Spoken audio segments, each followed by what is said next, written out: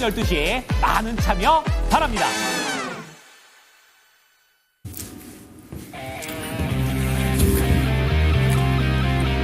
네, 안녕하십니까, 김근우입니다. 네, 안녕하십니까. 토마토 투자자본의 박주영 운영역입니다. 자, 오늘도 저희 이제 화요일 팀, 중요한 시기인 것 같아요. 네. 어떻게 매주 화요일이 요즘은 항상 좀 다이나믹한 것 같습니다. 아, 그런가요? 위로 좀 다이나믹하게 올라가야 되는데, 오늘은 맞습니다. 아침에는 좀 다이나믹했는데, 네. 막판에까지 그렇죠. 안 좋아가지고. 네. 그리고 저희 야인시대 출발하면서 오늘 시장 이야기도 간략하게 브리핑 드릴 거니까 예. 채널 고정하시고요. 지금부터 야인시대 출발해 보도록 하겠습니다. 네, 그렇습니다.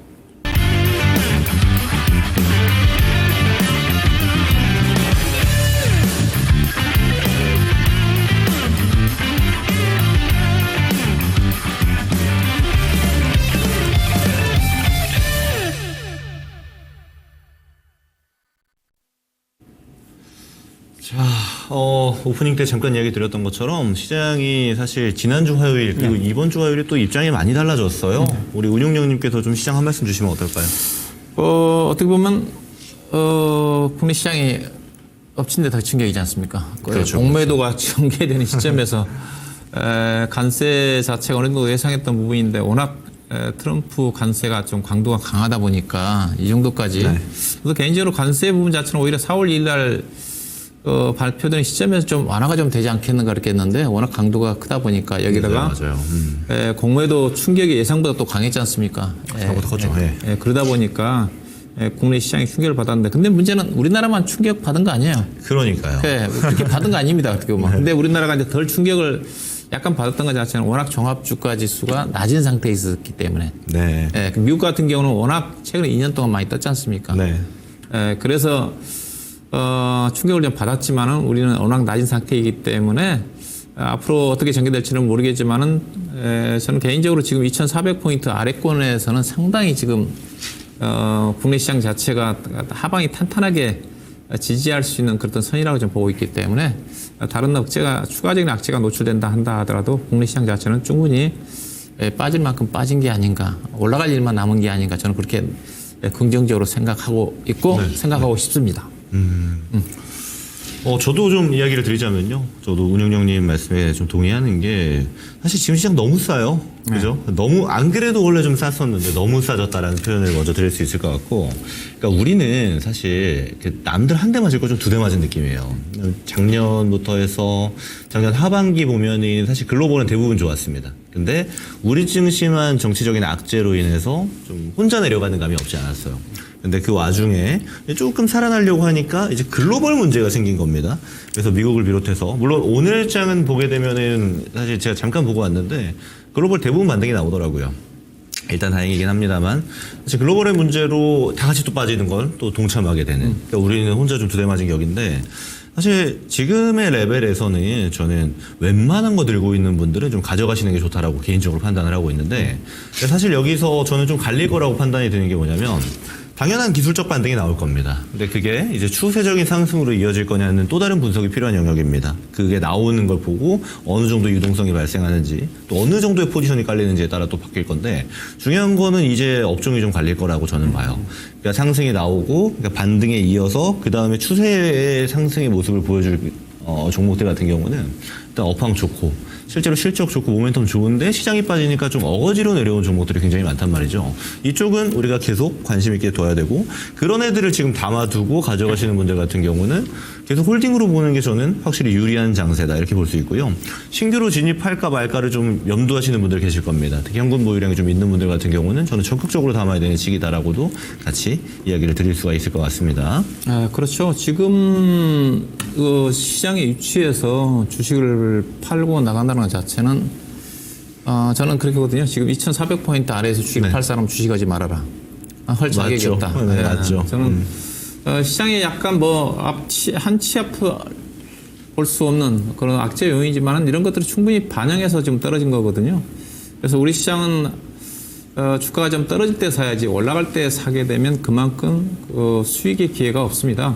우리 시장은 지금 우리나라 항상 저평가 주가 떨어질 때 얘기할 때가 그러니까 PBR 가지고 얘기하지 않습니까? PBR은 자체가 자산가치 대비인데 지금 0.78 내지는 0.80이니까 네. 금융위기보다 더 떨어진 수준이에요.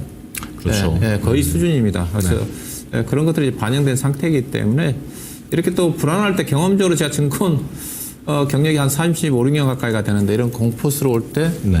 어김없이 거의 99% 확률로 반등이 나오더라고요. 손실나는 경우는 거의 없습니다. 반대로 남들 다 좋다 얘기할 때 따라서 한 사람은 수익 못 내요. 그렇죠. 이게 지금 다들 불안해하고 공포스러울 때 주식을 살 좋은 기회다. 공포의 주식을 사고 탐욕에 팔아라. 뭐 그런 얘기 하지 않습니까? 대표적으로 오런 버핏이 그런 얘기를 하는데 지금은 그런 구간인 것 같습니다. 최근에 이제 공매도 부분도 좀 많이 완화가 됐더라고요. 이제 더 이상 아마 2,400포인트 아래에서는 외국인 투자가들도 공매도 물량을 줄이기는 어려울 거예요. 다시 이제 2,500 정도 넘어가면 나올지는 몰라도. 그래서 지금 악재들은 좀 반영이 좀 됐고 향후에 좋아질 수 있는 그런 부분들도 충분히 좀 있어요. 여러 가지 기대할 수 있는 그런 부분들. 하여튼 힘들지만은 힘을 좀 내시고 또 중요한 것 자체가 단기적으로 이제 낙폭 가대 종목들이 올라오겠죠. 그렇죠. 올라오고 난 다음에 이제부터 중요해요. 그렇죠. 차별화가 될 거기 때문에. 그렇죠. 아마 2, 3일 정도까지는 하루트 정도는 낙폭하던 종목들도 어느 정도 반등이 나올 겁니다. 거기서부터 이제 옥석이 가려지는 거니까. 그래서 그런 어떤 것들 대비해서 이 시간 종목 진단 이용할 수 있는 그런 기회로 삼았으면 좋겠습니다. 진단 시작할까요? 네, 좋습니다. 제가 할까요? 네, 오늘은 제가 먼저 좀 하도록 하겠습니다. AP 시스템을 가지고 계신 분이네요. AP 시스템을 15,600원에 15% 사셨어요. 25,000원까지 중기적으로 끌고 갈 생각인데 그런 의견과 함께 제 생각이 맞을까요? 물어보셨는데요. 일단은 업종이 좋아야 되잖아요. 일단은 AP 시스템 뭡니까? 디스플레이 장비 열처리와 관련된 대표적인 장비 회사예요. 디스플레이 IT 업종으로 따지면 디스플레이 자체는 지금 안 좋잖아요. 가장이요. 스마트폰도 안 좋고. 그래서 일단은 종목 업종 선택 자체가 잘못됐다. 디스플레이 우리나라 이제 LG 디스플레이만 뭐 거의 남아있는 쪽인데 LG 디스플레이도 지금 계속 적자가 나고 있잖아요. 적자가 좀 나고 있고. 근데 예산은 이제 실적 자체는 괜찮아요. 실적 자체는 영업이익도 600억 나고 거의 뭐 최대치도 나고. 근데 이 실적이 과거 2, 3년부터 꾸준히 나왔다는 겁니다. 이게 대표적으로 디스플레이 장비 회사가 AP 시스템과 더불어서 FSD인가요? 그 회사도 비슷해요. 실적 자체가요. 그러니까 FSD 같은 경우는 전기차 시장 쪽에 2차전 쪽에 좀 진출을 좀 하면서 관련 그 매출까지 좀 반영이 좀 되고 있는 상태인데 근데 이 회사는 순수한 이제 디스플레이 장비 쪽의 회사니까 그래서 실적 자체는 좋은데 일단 저는 업종 선택 자체가 잘못된 것 같아요. 주가 자체는 정말 PR 단위로 4배밖에 안 되니까 싸요. 근데 오히려 지금은 이 종목보다는 일단 이 종목은 그렇게 뭐 물린 거 아니네. 최근에 사셨네요. 최근에 저점에 좀 사셨는데 오히려 이 종목 가지고 수익을 노리기보다는 오히려 지금 반도체 업황이 좋아지고 있으니까 반도체 관련 종목도 최근에 관세 충격 위에 주가들의 종목별로 20% 30% 빠진 종목들이 많거든요. 그들 종목들이 좀 훨씬 더 빨리 간다고 봐요. 그래서 일단은 이 종목 괜찮으니까 가져가시고 추가적으로 종목을 산다는 것 자체는 사면 오히려 반도체 관련된 어떤 종목 중에서 최근에 실적과 무관하게 공매도 국면 쪽에서 많이 떨어진 종목적으로 접근하는 전략이 좀 필요하지 않겠는가. 그래서 이 종목은 일단 차트를 보시게 되면 앞서 실적이 좋다고 그랬어요. 근데 디스플레이 업황 자체가 뚜렷하게 지금 좋아질 수 있는 그런 부분들이 없어요. LG 디스플레이는 적자 부분이고. 그래서 차트로 본다 한다면 25,000원까지는 힘들어 보여요. 현재로 봐서는 최근에 주가가 19,000원대 정도 언저리에서 좀 떨어졌으니까 이 정도까지는 상승이 가능할 것 같아요. 주가는 뭐 충분히 펀드멘처 자체가 탄탄하니까 현재 가격대에서는 뭐 충분히 저점 형성이 좀 될 것 같고. 그래서 일단은 좀 개인적으로는 보유 의견 19,000원 정도 보시고 추가 매수는 오히려 반도체 쪽에서 포트를 좀 다변한다는 측면에서 한 종목을 포트에 편입해가지고 대응하는 전략이 좀 필요하지 않겠는가. 그렇게 좀 말씀 좀 드리도록 하겠습니다. 네, 이어서 진행하겠습니다. 대덕전자 2650원에 39%입니다. 대응 부탁드립니다. 라고 질문을 주셨네요. 일단 기판주들 같은 경우는 올해 초에 대부분 좋았어요. 여기서 좋았다는 거는 이제 업황이 완전히 좋아졌다 그렇다기보다는 주가 퍼포먼스가 미리 좀 반영을 했습니다. 이제 특히나 레거시단 먼저 지금 반응을 하고 있는 게 업황에 돌아서는 이제 턴어라운드 시점인데 사실 올해 이제 시간이 지남에 따라서 점점 좋아질 것 같아요. 실제 제가 이제 유튜브에서도 제 공방에서 여러 차례 강조드린 게 반도체 이제 레거시 판가죠. 판가 계속 올라가고 있고요. 지금 최근자로 보면은 우리가 시장 급락하다 보니까 아무래도 개별 종목들 재료를 탐색하는 데 좀 어려움이 있었는데 삼성전자 같은 경우도 레거시 판가 올리고 있습니다. 이게 어떤 걸 의미하냐면 보통 반도체 업황이 돌아서는 시점에서는 먼저 반응하는 게 일단 가격이에요. 네. 그리고 나서 가격 올리고 생산량 맞추고 재고 소진도 생산량이랑 같이 갑니다. 보통 요 순서로 가거든요. 근데 지금 이 순서에 첫 발짝 뛰고 있죠. 그 말인즉슨 레거시 단이 이제 올해 초에 먼저 주가 상승이 좀 만들어지고 지금 관세 영향 이후로 좀 조정받고 있는데 이거는 시장 영향도로 보는 게 맞아요. 먼저 출발한 애들이 좀 싸진 영역이기 때문에 다시 움직일 가능성이 높고 여기에는 기판 쪽도 저는 매한가지라고 판단합니다. 특히나 작년에 이제 대덕전자나 심텍 같은 기업들이 실적이 좀 줄어들었던 이유가 PC라든지 모바일 쪽 수요가 많이 둔화됐다라는 측면들이 좀 컸어요. 타격이. 그래서 주가가 쭉쭉 밀리는 형태를 보여줬는데 지금은 이제 바닥 다지고 다시 올라가는 초입 구간이라고 판단하는 게 맞겠죠. 그래서 업황 자체 지금 전혀 나쁘지 않다. 그리고 올해부터 실적이 다시 흑자 전환될 가능성 상당히 높다. 왜냐하면 작년 내내 흑자는 유지하다가 4분기 때 적자가 났었거든요. 이게 다시 돌아설 가능성이 상당히 높은 지금의 시점이다라고 판단을 하시면 되는데 중요한 건 이제 가격이죠. 이거 혹시 제가 염려차 이야기 드리는데 여기 꼭대기에 들어가신 건 아니죠. 이거는 이제 사라고 해도 못 사는 가격인데 딱 평단이 여기예요. 그래서 평단이 여기 밑에네요. 제가 이건 잘못 본 것 같습니다. 그러니까 아마 위에서 사서 밑에 더 사다 보니까 비중이 좀 늘어난 것 같아요. 일단 우선 말씀드릴 건 이제 적은 비중은 아닙니다. 그렇다 보니까 이게 쭉 빠졌어도 여기서 뭐 더 사내 만회를 논하기는 좀 어렵죠. 그래서 이게 아마 위에서부터 끌고 오다가 밑에서 더 사고 하다 보니까 비중이 커진 아마 그런 케이스로 제가 좀 느껴지는데 지금 이제 추가 매수 하지 마시고요. 그냥 기다리시면 될 것 같아요. 네. 그리고 기판 쪽 같은 경우는 아시겠지만 레거시 움직일 때 순서상 상방 먼저 움직이는 쪽 중에 하나예요. 그렇다 보니까 업황 턴어라운드 된다라는 얘기 들리자마자 작년 말부터 먼저 움직인 쪽입니다. 그거는 이제 시장 반등 나올 때 얘네들이 반도체에서 우선 먼저 갈 가능성이 상당히 높아져 있다라고도 볼 수 있는 겁니다. 저는 좀 기다리는 영역으로 두시면 될 것 같고요. 근데 이거 본절 오면은 이게 다시 더 위로도 저는 볼 수 있는 가격대라고 판단을 하는데 본전에서 좀 비중 좀 줄입시다. 그래서 좀 가볍게 들고 가는 게 좀 필요해 보여요. 최소한 절반 이상 비중 줄이셔가지고 손실 안 보는 선에서 줄이고 그리고 반도체 업황이 지금 기준으로 보면은 올해 연말까지 쭉 좋아질 가능성이 많이 좀 제기되고 있긴 합니다만 이거 중간중간 좀 체크할 필요가 있어요. 이게 좀 깨지는 게 아닌가? 모멘텀이 유지가 될 수 있는가? 왜냐면 HBM이랑 약간 다릅니다. 네, 기판 쪽은. 레거시단은 어떤 측면이 많이 다르냐면 HBM은 지금 주가가 흔들리는데도 불구하고 수요가 폭발하고 있다는 점을 누구나 알고 있어요. 레거시는 좋아졌다 안 좋아졌다. 그러니까 우리가 사이클을 항상 이야기하잖아요. 사이클이 완전히 탄력 받는 구조로 가느냐 그렇게 되면 주가가 상승 업사이드가 계속 열리는 구조가 나오는데 이게 중간에 또 꺾이는 건 아닌가 이런 우려감들이 불러일으켜질 수 있어요. 그래서 너무 높게 보고 간다라기보다는 좀 지금 저가에서부터의 반등세가 출발해서 우리 본전까지 가려면 꽤 많이 올라가야 되죠. 13,000원부터 가야 되니까. 주가가 올라가는 때 내가 본전에서 좀 비중 줄이고 그 위에서 좀 짧게 대응하는 형태도 필요할 수 있다라는 거 우리가 꼭 염두에 두고 가고요. 왜냐하면 반도체가 이제 한번 올라가기 시작하면은 우리가 여러 가지 기억해야 되는 것들이 있는데 종목이 굉장히 많습니다.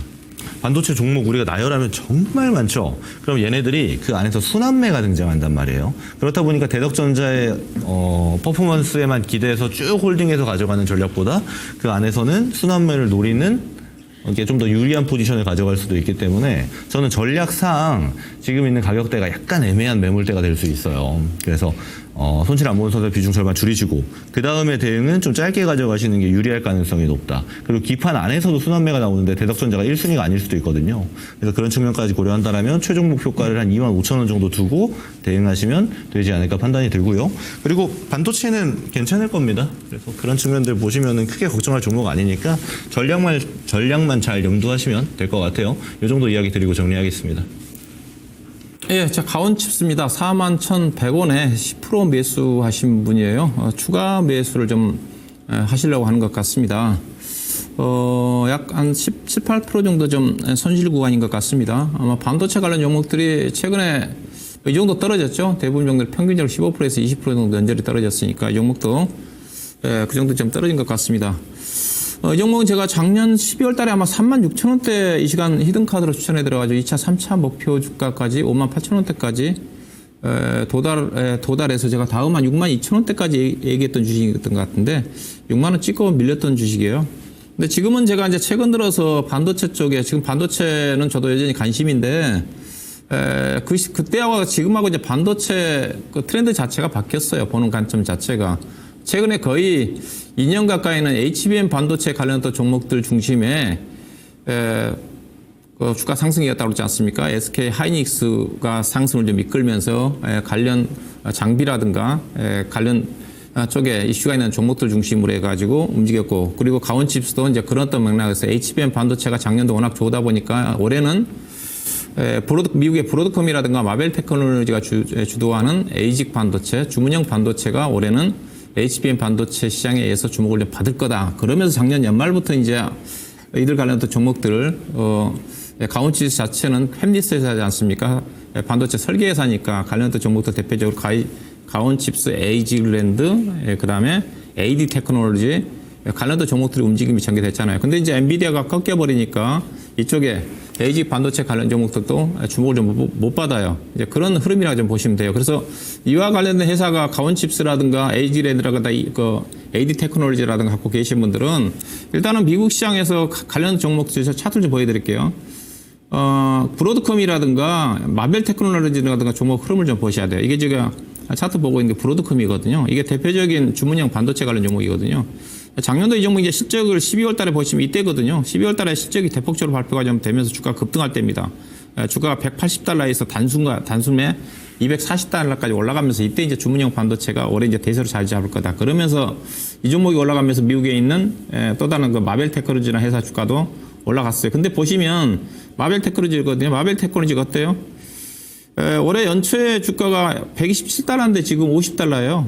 50달러. 거의 반토막 났습니다. 그 다음에 브로드컴은 그 정도는 안 떨어지는데 브로드컴도 고점이 250달러인데 지금 얼마예요? 150달러까지 전날 5% 정도 급등이 나왔지만 이 정도 떨어졌어요. 자, 그러면 국내 이런 같은 관련된 종목들 가온칩스라든가 AD 테크놀로지라든가 그다음에 에이지랜드라든가 갖고 계신 분들은 국내 기업들은 아직은 실적이 따라주지는 않거든요.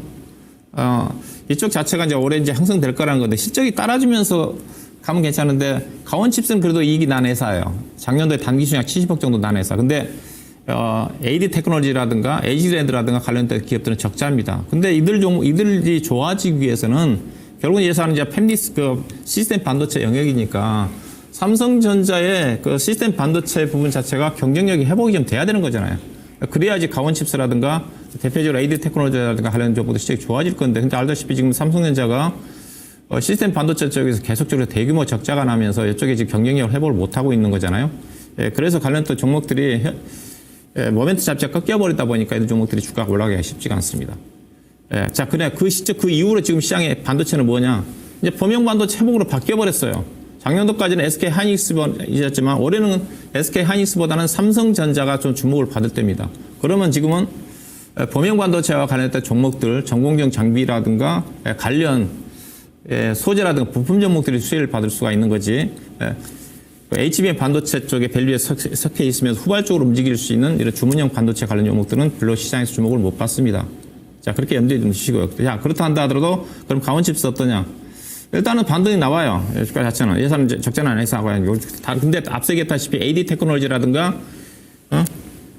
에이지랜드라든가, 이쪽에 가지고 있는 종목들을 갖고 계신 분들은 조금 약간의 그 전보다 좀 보수적인 관점에서 접근할 필요가 있지 않겠나 그렇게 말씀드리고 싶고, 가온칩스는 추가 매수는 가능할 것 같습니다. 근데 목표 주가는 제가 짧게 잡으시라는 거예요. 워낙 빠져서 요즘 뭐 펀드면 탄탄한 주식이니까.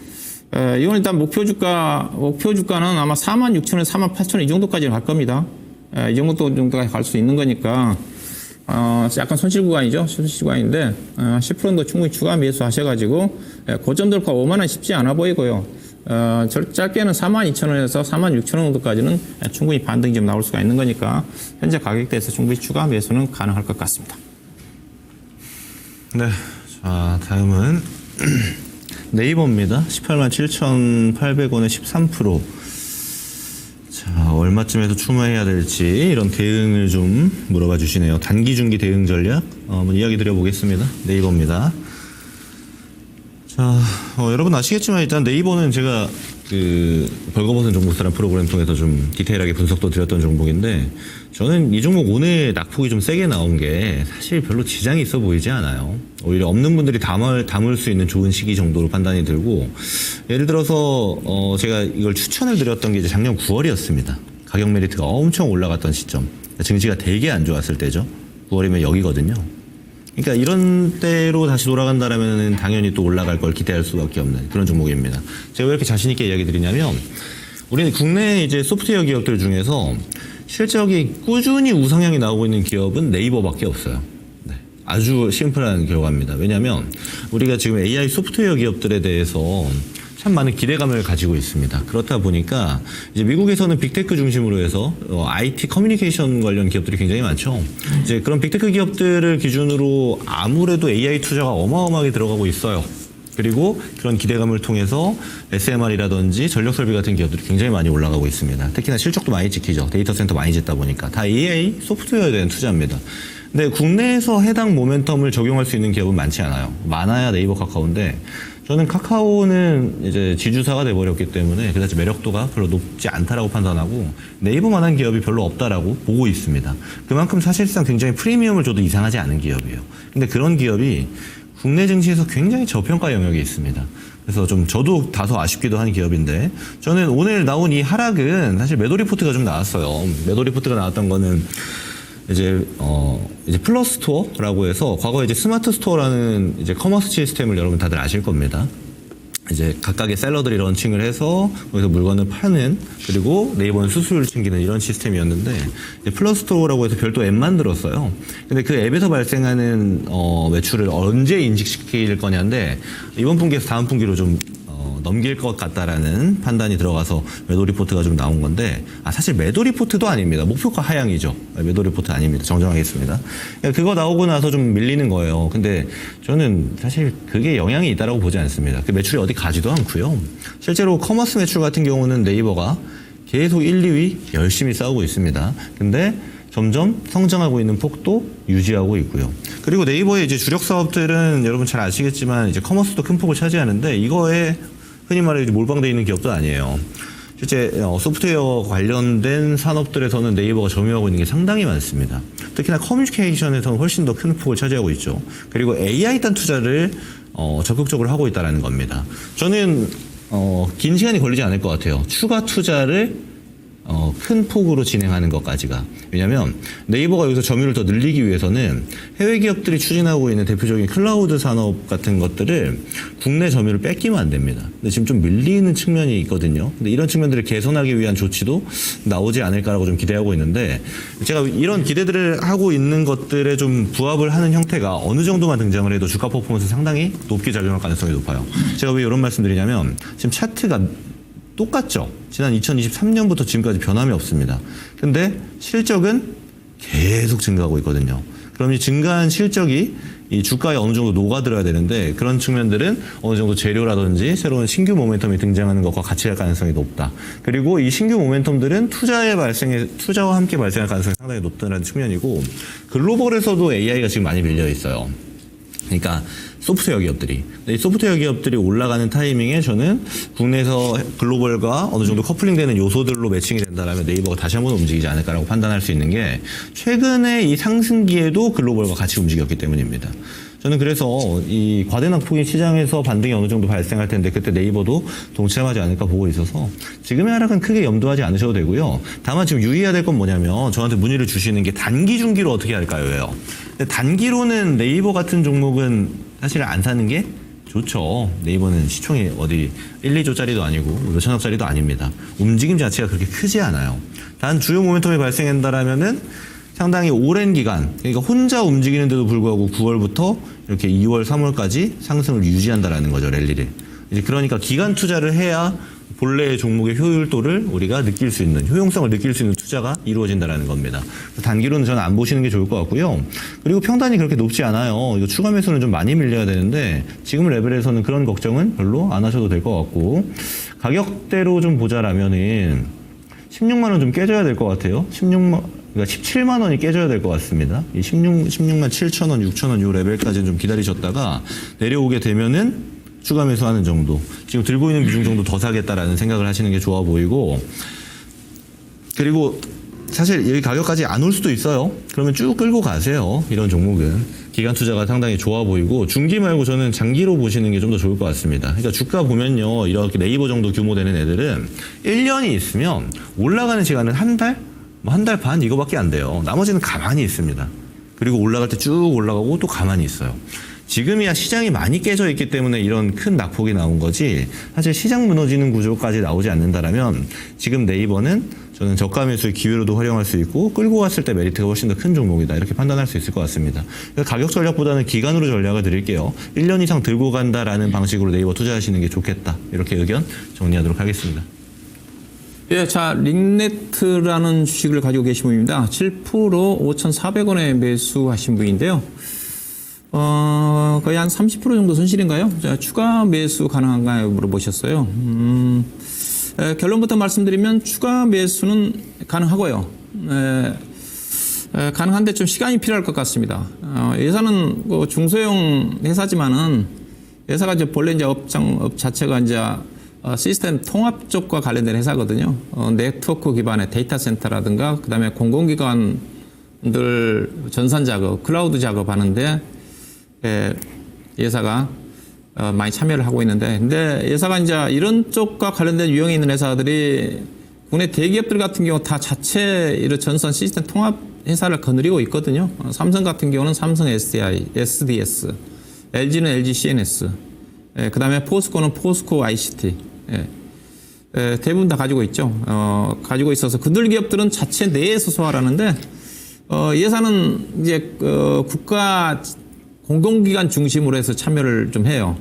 그래서 나름대로 중소형 회사지만은 대기업들은 자기들끼리 다 해먹는데, 예사는 대기업들이 참여하고 있지 않은 공공기관의 시스템 통합과 관련된 쪽에 일정 수준의 수주를 좀 받으면서 실적이 꾸준한 회사입니다. 아무래도 공공기관이다 보니까 안정성이 있는 거잖아요. 대신 이 종목은 성장성이 없어요. 예사 매출 추이를 보시게 되게 되면 2020년도에 매출액이 1,400억이었고 그 중간에 2천억 정도 올라서다가 작년도 1,600, 즉 최근에 5, 6년 동안 보시게 되게 되면 1,500에서 2천억 정도 매출입니다. 대신 예산 앞서 이제 영업 마진율이 이들 쪽에 이제 어떻게 보면 인건비 싸움이거든요. 인건비 싸움에서 영업 마진율이 낮습니다. 6%, 평균 5%, 6% 정도 되는 거니까, 즉 연간 매출액이 2천억이면 영업이익 100억에서 130, 40억 정도를 꾸준하게 낸 회사예요. 그러니까 뭐 주가 자체가 꾸준하게 이익 나니까 또 회사 시가총액 1,000억이 안 되잖아요. 주가는 쌉니다. 부채도 없는 회사고. 근데 문제는 왜냐면 회사가 성장성이 없다 보니까 중소기업은 매출액이 성장을 하면서 이익이 계속 성장을 해야 주가 하는 거거든요. 근데 성장성이 없기 때문에 안정성은 있는데 주가가 못 가요. 그 단점이 있습니다. 대신 이제 회사 그럼에도 불구하고 약간 매력이 있는 것 자체가 배당을 많이 합니다. 작년도에 보니까 240원 배당을 했네요. 4,000원 기준에서 240원은 얼마요? 6%잖아요. 그렇죠? 6%면 꽤 높은 거예요. 그래서 안정성은 있는데 주가는 못 간다. 그래서 보시면 최근에도 주가가 급락할 때 이런 주식은 안 떨어져요. 이게 최근에 종목 코스피나 코스닥시장 급락할 때 주가 안 떨어졌어요. 당장 내일 모레 코스피 코스닥시장 주가 급등해도 이 종목은 못 갑니다. 대신 급등하고 난 다음에 이제 시장이 안정을 찾으면 그때 꾸준히 가요. 이 종목 매매 전략은 뭐냐? 로우 리스크 로우 리턴이에요. 현재는 주가는 이 종목이 작년 12월 때 비상계엄 나온 시점에 주가가 잠깐 3,985원까지 갔잖아요. 이때가 저점이었었죠. 이때가 저점이었던 거. 이번에 저점을 이탈하지 않았는데 그만큼 탄탄하다는 거죠. 비상계엄 이후에 지금 종합주가지수는 코스닥시장이라도 저점 이탈했지 않습니까? 근데 이 종목 저점 이탈 안 했다는 자체는 그런 차원이에요. 이 종목 매매 전략은 현재 가격 대 매수. 그 다음에 제가 보는 기업 내용으로 봐서는 뭐 6, 7천 원 정도까지 가야 될 것 같은데, 현재 기술적으로 본다 한다면, 시장 결과로 본다 한다면 5천 원이 장이에요. 이 종목 매매는 4,000원대 현재 주가 추가 매수, 4,800원, 5,000원 가면 매도. 만약에 주가가 안 올라가면 배당 받으시면 되겠죠. 안정적으로.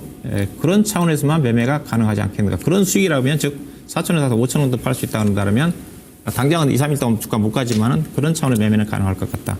매도 목표를 일단은 5,000원 정도를 보시면 될 것 같습니다. 네, 다음은 STI입니다. STI 25,500원에 20% 진단 부탁드립니다라는 질문 주셨네요. 반도체 장비주죠. 그리고 작년 4분기 영업이익이 어닝 서프라이즈 나왔어요. 제가 대표적인 기업이라 좀 기억이 나는데 그러니까 컨센치 대비 20% 상회했습니다. 장비주가. 장비주 20% 상회면요. 간단하게 보면은 더 비싸게 팔 건 없어요. 그러니까 더 많이 팔았어야 된다라는 겁니다. 그럼 작년 4분기에 장비주가 더 많이 팔려면은 약간 물음표가 나올 거예요. 업황이 좀 안 좋아지는 시점이었거든요. STI 같은 경우는 원래 HBM향으로 공급을 안 했습니다. 근데 공급을 시작하게 된 거예요. 다른 말로 하면 캐파를 넓힌 거죠. 그래서 이 12월 초부터 해서 반도체 랠리 나올 때 장비주들 STI 같은 애들이 먼저 이렇게 위로 튀기 시작한 겁니다. 근데 지금이 내려가는 거는 이 STI랑 상관이 있을까요? 없을까요? 상관이 없어요. 그냥 시장 내려가니까 내려가는 겁니다. 그러니까 다른 말로 하면 이 종목을 조금만 알고 있는 분들 같은 경우는 이거 별로 걱정할 게 있다 없다를 봤을 때 걱정할까요? 안 할까요? 걱정할 게 없다라고 보는 게 맞아요. 그리고 지금 좋은 애들이 다 내려가 있습니다. 그 중에 하나예요. 저는 그래서 뭐 염려하지 않으셔도 될 것 같고요. 실적 다른 애들보다 먼저 바꿔 세웠고 게다가 업황이 전반적으로 좋아지고 있어요. 그 말은 이제 1분기 실적, 2분기 실적 나올 때 점차 올라갈 가능성이 상당히 높아졌습니다. 여기는 주가 퍼포먼스가 당연히 작용이 되겠죠. 저는 그래서 지금 레벨 때, 그러니까 이 종목이 이제 작년만 하더라도 이 4만 원 레벨에서 거래되던 애들이에요. 3만 원, 4만 원 내에서 거래됐다가 쭉 7월부터 해서 반도체가 꺾이고 나니까 지금 2만 원 깨지고 막 18,000원 이렇게 돼 있단 말이에요. 이게 지금 쌀까요, 비쌀까요로 보면 저는 매우 싸다라고 판단을 하는 겁니다. 그리고 이 낙폭 자체가 저는 너무 크다라고도 판단을 하고 있어요. 그래서 STI 같은 경우는 크게 걱정하지 않으셔도 된다. 지금 단기 고점이 여기 25,000원이에요. 저는 여기 넘어가는 것도 긴 시간 걸리지 않을 가능성이 높다라고 봅니다. 그래서 좋은 종목 잘 사셨고 걱정할 필요도 없고 비중만 잘 관리하시면 될 것 같은데 이미 채울 만큼 채우신 것 같죠? 그래서 추가 매수하지 마시고 기다리셔라. 단기 목표가는 저는 25,000원 정도 드릴 수 있을 것 같고 그리고 여기서 비중 일부 축소한 다음에 더 끌고 가셔도 되는 종목으로 판단이 듭니다. 그래서 이 정도 의견 드리면은 걱정하지 않으시겠죠? 정리하도록 하겠습니다. 네, 자, 두산 에너빌리티 가지고 계신 분입니다. 27,500원에 35% 매수하신 분입니다. 두산 에너빌리티가 어느새 지금 2만 원대 초반까지 내려왔어요. 오늘 무려 10% 떨어졌다가 10% 떨어졌다가 뭐 양봉으로 좀 끝났는데, 세요. 예. 최근에 3만 원대까지 가다가 좀 떨어졌으니까, 최근에 이 종목이 이제 공매도가 시행이 좀 되면서 대차장고도 좀 많이 늘어났고요. 최근에 여러 가지 모멘텀이 안 좋죠. 아무래도 체코 이거 원전과 관련된 두산 에너빌리티 원전 관련 종목이니까 최근에 이제 정치적인 윤석열 대통령이 좀 탄핵 결정이 좀 되면서 윤석열 대통령이 적극적으로 나섰던 체코 원전 수주 본계약과 관련해 가지고 약간 불확성. 최근 들어서는 오늘 보니까 약간 본계약 체결을 좀 할 거란 얘기 좀 나오고 있는 쪽인데 아무래도 그런 거로 아무래도 원전 관련 종목들이 정치적인 그런 어떤 부분들도 좀 많이 언급되면서 주가 좀 많이 올라갔으니까 그런 어떤 부분들 때문에 이 종목이 최근에 수급 여건 자체도 좀 안 좋아지면서 왜냐하면 최근에 수급 보시게 되게 되면 공매도도 외국인 투자가들이 나올 수 있겠지만 기관 투자가들 매도가 좀 강하거든요. 오늘 또 기관 투자가들 60만 주 정도 매도가 좀 나왔고 이 종목이 보시면 수급은 꼭 외국인이나 기관이 산다고 해서 주가가 가는 것이 아니라고 얘기를 하죠. 이 종목 같은 게 보시면 그 주가가 급등할 때 이게 외국인 수급이거든요. 기관하고 이거 기관이 사는 거고 이게 이날 보니까 외국인 투자가들이 하루에 거의 300만 주 살 때네요. 보니까 이때 이제 고점이 나올 때 기관 투자가들도 이때 하루에 200만 주 살 때입니다. 결국 그때 28,900원대 꼭지를 기관하고 외국인 투자가들이 만든 거예요. 만든 겁니다. 지금은 어떠냐? 지금은 기관 투자가들이 좀 대체로 팔고 있고요. 외국인 투자가들은 매도는 나오고 있질 않아요. 그렇지만 대차장고가 꾸준히 좀 싸고 있고 현재 볼까요? 대차장고가 예사가 대차장고가 지금 2,700만 주입니다. 자, 최근에 늘어난 것 자체가 중요해요. 보시면 대차장고가 여기 나온 거 보시게 되면 3월 중순 정도에 1,700만 주였잖아요. 근데 지금 2,700만 주예요. 1,000만 주가 늘었습니다. 공매도가 대차장고 비율도 2%대에서 4%. 대차장고 비율은 대형주를 기준으로 본다 한다면 3%가 넘어가면 많습니다. 근데 이건 4.3이에요. 중소형 종목들은 대차장고가 6%, 7% 넘어가면 상당히 많아요. 대차장고 쌓이고 있다는 것 자체는 현재 주가에서는 오늘 외국 투자가들이 샀다는 것 자체는 약간 지금 오늘 상한 물량이 좀 많았잖아요. 대차장고에서요. 여기서는 공매도는 안 나올 건데 24,5천 원도 올라가면 최근에 늘어난 대차장고가 보니까 26,000원대 7,000원부터 대차장고가 한 1,000만 주 늘어났거든요. 25,000원 넘어가면 공매도를 칠 수 있다는 의미로 해석할 수가 있는 거잖아요. 그래서 일단은 보유하고 계신 분은 많이 떨어졌지만은 현재 지금 뭐 기술적으로도 보시게 되면 최근에 주가 이제 26,000원대에서 대량 거래되다가 좀 꺾이면서 주가가 좀 밀렸기 때문에 보유하고 계신 분들은 일단 낙폭과대에 따른 반등이 좀 전개가 좀 되겠지만은 현재로 봐서는 24,000원, 5,000원 넘어가게 되면 추가적으로 공매도가 좀 나올 수 있는 그런 부분들이 있으니까 그 정도 가격에서 일단 좀 리스크 관리가 안 되신 분들 이번에 비중이 35%는 꽤 많지 않습니까? 그리고 27,500원대면 충분히 이 정도에서는 어느 정도 좀 손실 처리가 좀 가능하거든요. 단 안 팔더라도 비중이 많으신 분들 최소한 반 정도는 손절할 필요가 있지 않겠는가. 그렇게 좀 말씀 좀 드리고 일단은 납부가에 따른 반등을 좀 기대하자. 25,000원도 전후까지 반등을 좀 보자. 그렇게 좀 말씀 좀 드리도록 하겠습니다. 네, 전화 연결이 준비되어 있다고 합니다. 자, 안녕하세요. 김근우입니다. 예, 안녕하세요. 네, 안녕하세요. 어떤 종목 궁금해 전화 주셨을까요? LG 에너지 솔루션. 비중이 어떻게 되세요? 가격이랑? 가격이 38만 원, 비중이 30%인데요. 네, 어떤 게 궁금하세요? 공매도가 시작된 것 같아서 지금 손절을 해야 되는지 더 들고 가도 되는지. 처음에 매수하실 때 이거 어느 정도 들고 가실 생각이셨어요? 한 6개월 들고 가려고 그랬어요. 최근에 사신 거예요? 아니요, 작년 12월. 제가 한번 이야기 드려볼 테니까 잘 한번 참고하시면 될 것 같아요. 예. 자, 일단 LG 에너지 솔루션은 이번에 4분기 어닝 서프라이즈 나왔죠. 네, 이 예. 어닝 서프라이즈는 어떻게 봐야 되냐면 1분기입니다. 이번 1분기 실적이 깜짝 어닝 서프라이즈 나왔는데 사실 일시적일 가능성이 상당히 높아요. 그러니까 샘플로 인한 출하량이 좀 변동폭이 있었던 거. 그리고 또 하나 중요한 건 뭐냐면 어닝 서프라이즈가 나왔어도 지금 미국에서 받는 보조금 있죠. 네, 보조금을 제외하고 나면은 아직도 영업 손실입니다. 이런 측면을 우리가 충분히 감안하고 봐야 돼요. 보조금을 통해서 흑자가 되어져 있는 상태라는 거고 보조금 빼면 아직 적자라는 겁니다. 근데 제가 이거 뭐 하나 좀 얘기 드리고 싶은 게 뭐냐면 LG 에너지 솔루션이라는 기업이 지금 쌀까요 비쌀까요로 보면은 내용이 좀 달라질 수 있어요. 물론 저도 이제 아무래도 2차 전지에 고생하시는 분들이 많기 때문에 좀 상승이 나왔으면 좋겠다는 마음은 있습니다만 우리가 객관화할 필요가 있습니다. LG 에너지 솔루션 지금 시총이 75조입니다. 네, 기업 한번 들어가서 보면은 앞으로 12개월 이제 2차 전지가 좀 더 좋아진다라는 관점으로 낸 컨센치를 기준으로 해서 12개월 퍼를 놓고 보면요 80배예요. 80배. 그러니까 다른 말로 하면은 미국에서도 최첨단 기업들도 80배 안 나옵니다. 굉장히 고평가의 영역이 아직 있다라는 거예요. 갖고 있는 실적 대비해서. 왜? 애초에 상장을 굉장히 비싸게 진행을 했기 때문에 빠져도 비싸요. 이런 측면들을 우리가 충분히 알고 넘어가야 되는 게 첫 번째고, 두 번째는 업황이 좀 중요합니다. 네.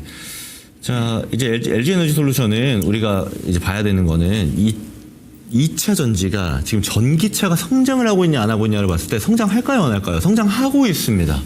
그죠? 성장폭이 좀 줄고 있어서 그렇지 점점 더 많이 팔리고 있고 점점 더 많이 공급되고 있어요. 근데 배터리주 왜 내려갈까요? 점유에서 밀리고 있습니다. 물론 LG 에너지 솔루션은 다른 배터리사 대비해서는 좀 나아요. 그나마. 테슬라 향이 많기 때문에. 근데 중요한 거는 전체 파이에서 차지하고 있는 게 점점 좀 줄고 있다라는 점. 그리고 또 하나는 그리고 LG 에너지 솔루션 자체가 지금 비싸다는 점. 이걸 놓고 본다라면은 제가 아까 왜 얼마나 어느 기간을 보고 계시냐라고 말씀드렸냐면 이런 기업은 저는 웬만하면은 이 반등치에 좀 팔고 나오는 걸 권장드려요. 업황 애매하죠, 지금. 파이가 줄고 있으니까. 그리고 애초에 비싸기 때문에 모멘텀 쫙 받을 때 올라갈 때 파는 게 좀 좋다. 이런 구조로 나와 있기 때문에 이게 작년에 보면은 이때가 있었어요. 이렇게 한번 상승해서 이렇게 올려줄 때가 있었어요. 제가 명인들의 복귀라는 프로그램을 통해서 어떻게 이야기 드렸냐면 들고 가시는 분들 이 가격대에서 비중이라도 줄이고 가시는 게 좋다. 비중 크게 가져가시는 분들이 너무 많은 거예요. 근데 보면은 시간이 지나고 나서 보니까 시장도 물론 좋진 않았습니다만 계속 내려가게 되는 겁니다. 근데 보면은 이거 쫙 늘려보잖아요.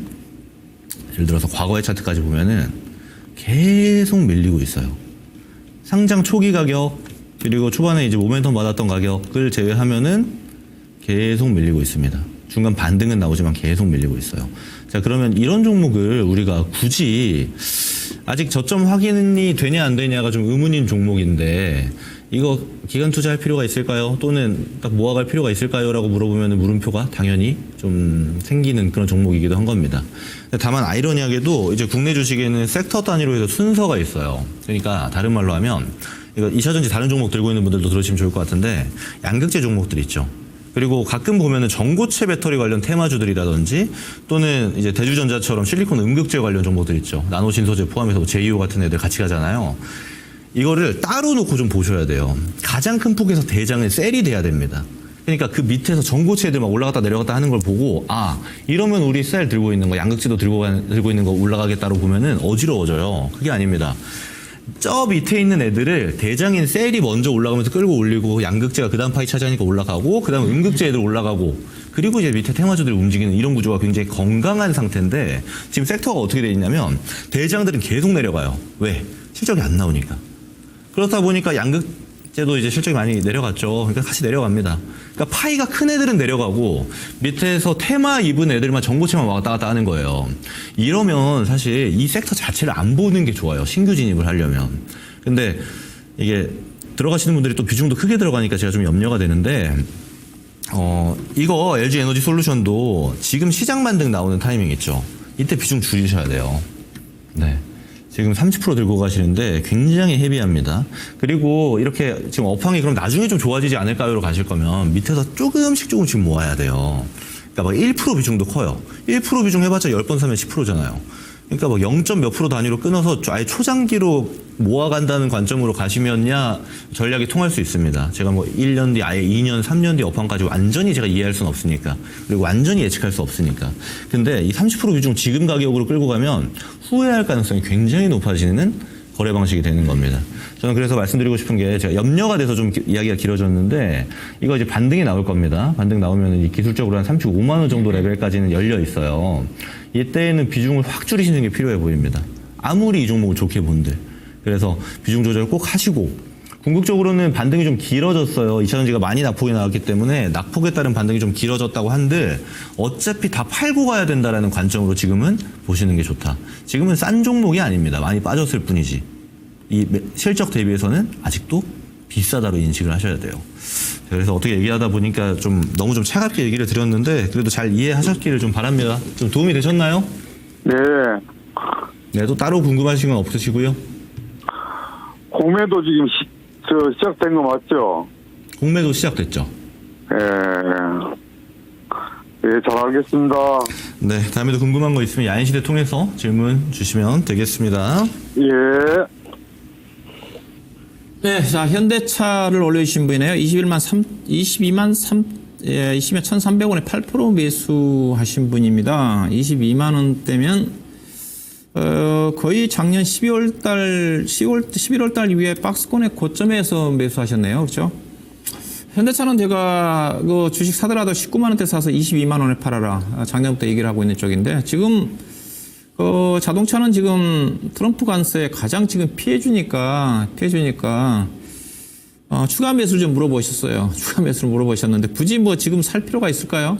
물론 이 종목 반등 나옵니다. 반등 나와요. 약간 뭐 비중이 적으니까 물타기도 하셔도 좀 되겠네요. 지난주 유튜브 쪽에서 누가 물어보셔서 자동차 사도 되냐고 할 때 굳이 왜 현대차를 사시려고 하십니까? 제가 그렇게 한마디로 끝냈는데, 왜?